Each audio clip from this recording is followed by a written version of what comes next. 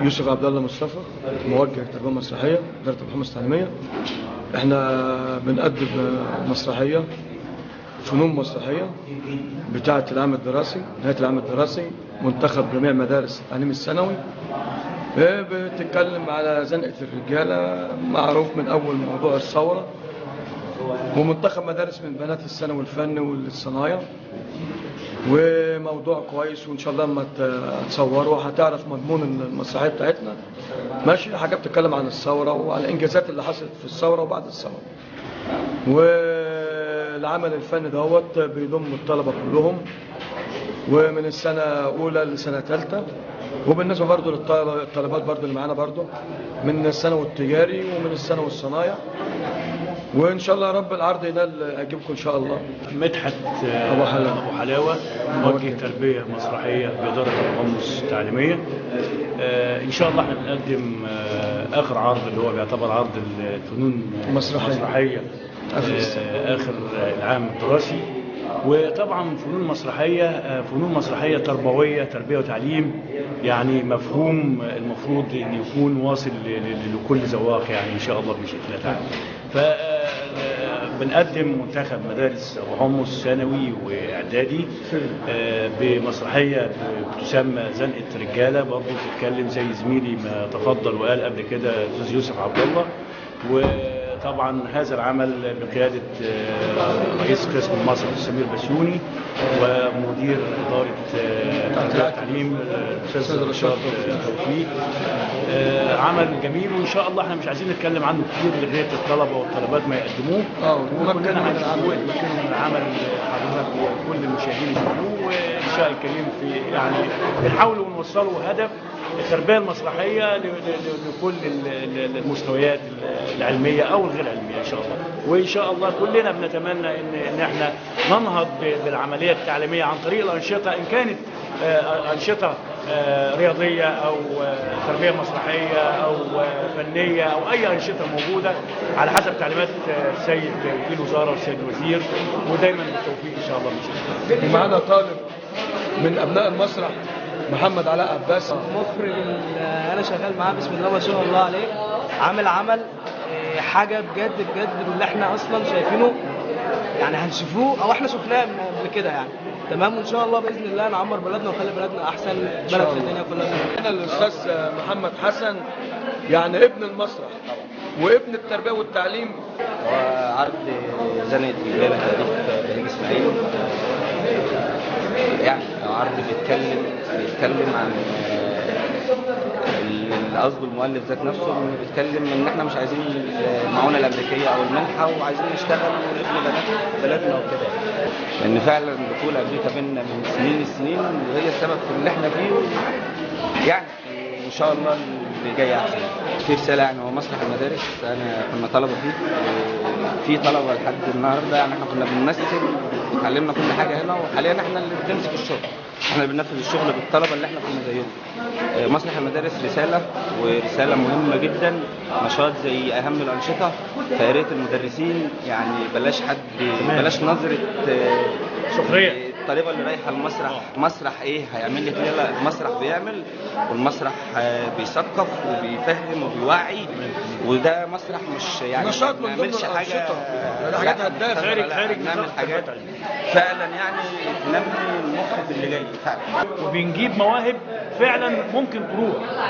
يعني المسرح ده حاجه مختلفه تماما عن الفكر المفهوم اللي الدنيا بحالها فاهماه بالنسبه تياترو مصر، المناخ اللي احنا عايشين فيه، المناخ الريفي بالذات دايما تياترو مصر 2 من ابو حمص عندنا، والحمد لله رب العالمين. الشراب محمد الشراب وتحيا مصر.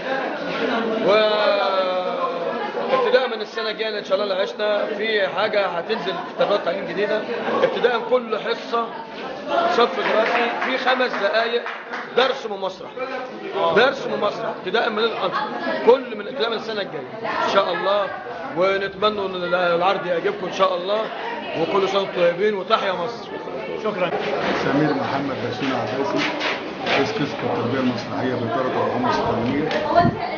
عندنا دلوقتي مسابقات الافلام المسرحيه، برنامج فيها عاملين مسرحيه زنقه رجال بتحكي عن الحوارات والاحداث اللي بتحصل من 2011 حتى تاريخه، وعاملين اوبريت جرس الفسحه، وعاملين اوبريت الوحده الوطنيه،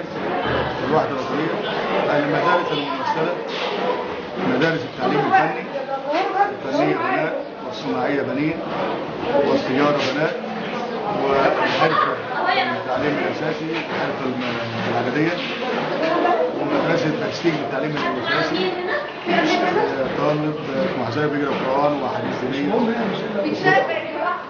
ادي مضمون مسابقه الفنون المسرحيه. بسم الله الرحمن الرحيم. أستاذ أحمد صوابي مساعد مخرج ومسؤول عن تدريب الممثلين.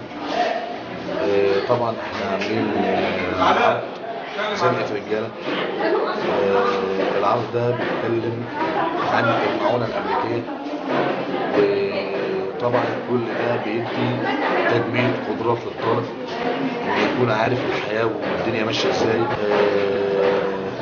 وبقول ان احنا عايزين نشوف ابو حمص مكسره الدنيا على مستوى الجمهوريه. طبعا احنا عندنا عرض تاني اللي هو عرض دمنهور، عرض القمه على مستوى الجمهوريه. طبعا كل ده كان تحت اشراف التوجيه المسرحي لابو حمص، الاستاذ يوسف عبد الله والاستاذ سمير عباسي والاستاذ مدحت. دول كانوا موجودين كل الوقت، يعني بيوفروا لنا كل الامكانيات اللي احنا بنشتغل بيها على التدريبات للطلاب، وعلى ان هم الطلاب تكون ملتزمه. وانا يعني بقول يا رب ان شاء الله ولله ان العرض ده يكون حاجه كويسه ان شاء الله.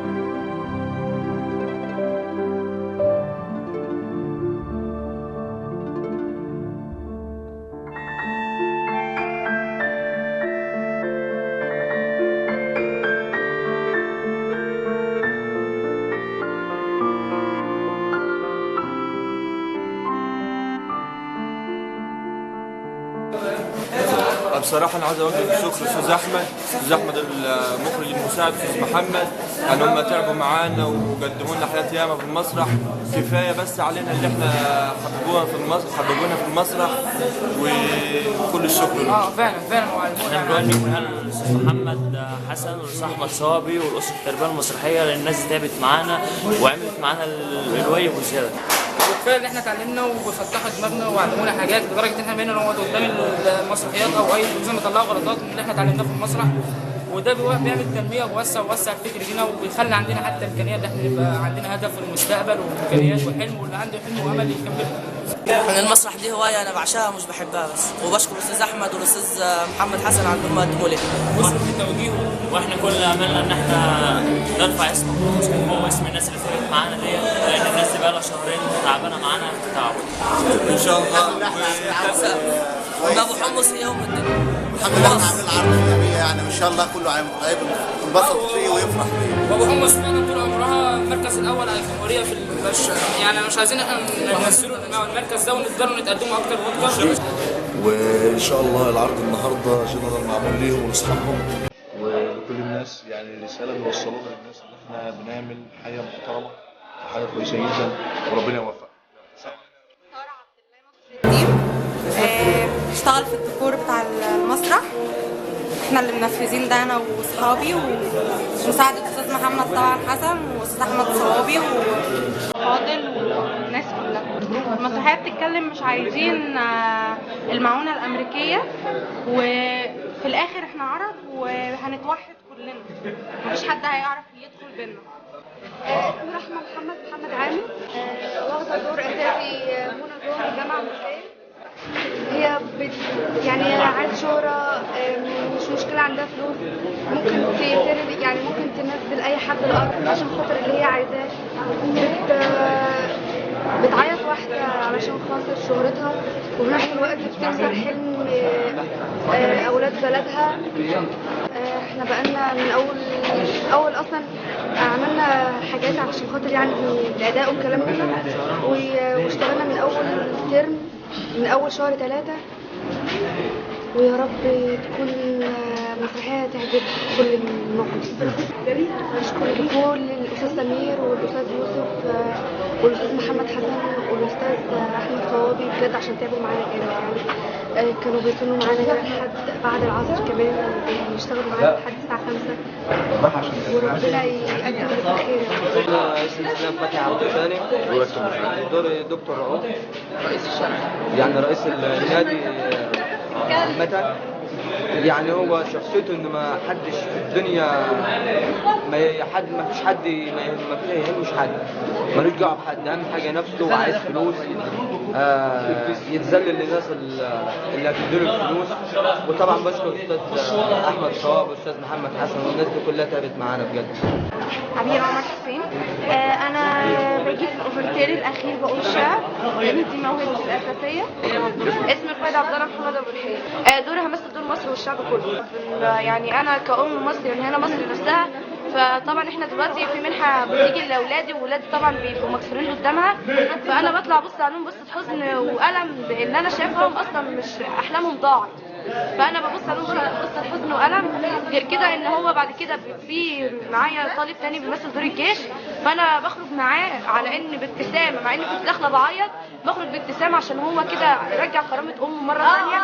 وبعت اولادي بقف وراهم وبضمهم بجناح، يعني بفرد العالم كانه جناح ليا، وبضمهم كلهم حواليا، وهم كلهم بيبداوا ان هم يتكلموا الشعر قدامي، وان هم بيمدحوا في امهم. فانا بمثل دور مصر، انا ماليش ان انا اتكلم، ما بتكلمش في الدور خالص، بس رياكشن الوش كله بيبين ان انا كنت معاهم كأم عارفه دور ولادها ايه بالظبط. ده حال مصر، واللي انا بمثله بالدور ان انا ببص لهم بصه حزن جامد، وببص للجايين بيدينا المعونه اللي هي المنحه بصه استحقار، لان انا مصر. وساعه ما بيجي اوباما عشان يفرق بين ولادي اللي هم العرب والمسيحيين والمسلمين، انا وهو طالع مهزوم ببص بصه شرف وبصه كبيره جدا ليه، اللي بحسسه ان مصر ديت مهما عملوا فيها ومهما خدوا منها تفضل مصر طول عمرها باذن الله عظيمه ومستقله، وان شاء الله باذن الله عمر مصر ما هتنزل ابدا باي مستوى ما ليه اي لازمه خالص، واحنا هنفضل الدنيا دي كلها، وان شاء الله باذن الله مصر هتفضل دايما الاول على العالم كله. انا شكلي بيتحدث عن الدور بصراحه. اسمي شيماء محمد، عامله دور واحده ارمله بتجري على عيالها، كانت رايحه تشتري خضار ومستعجله، سمعت ان النادي عامل مسابقه وان فيها فلوس، هي دخلت كل مشكلتها ان جوزها سافر يشتغل ما لقاش شغل، فمات، وهي بقى طلعت تقدم مشكلتها قدام الناس، فاكره ان ممكن صحاب النادي دول يحنوا عليها ويدوها فلوس، هتدخل معاهم المسابقه وهيبقى خلاص زرع جواها امل ان هي تطلع من هنا بفلوس عشان تربي بيها عيالها او تعمل لها اي مشروع.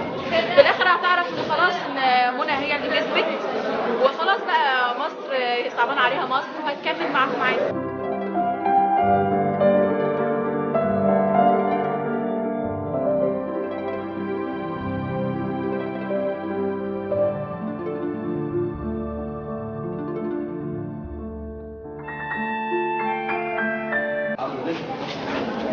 العرض هو الفيصل ليكم، يا تكون يا لا، مش هتكون اصلا. ده جنرال عرض اللجنه بكره، انا عايزك تعرض عرض يشرف مدرستك ويشرفك انت،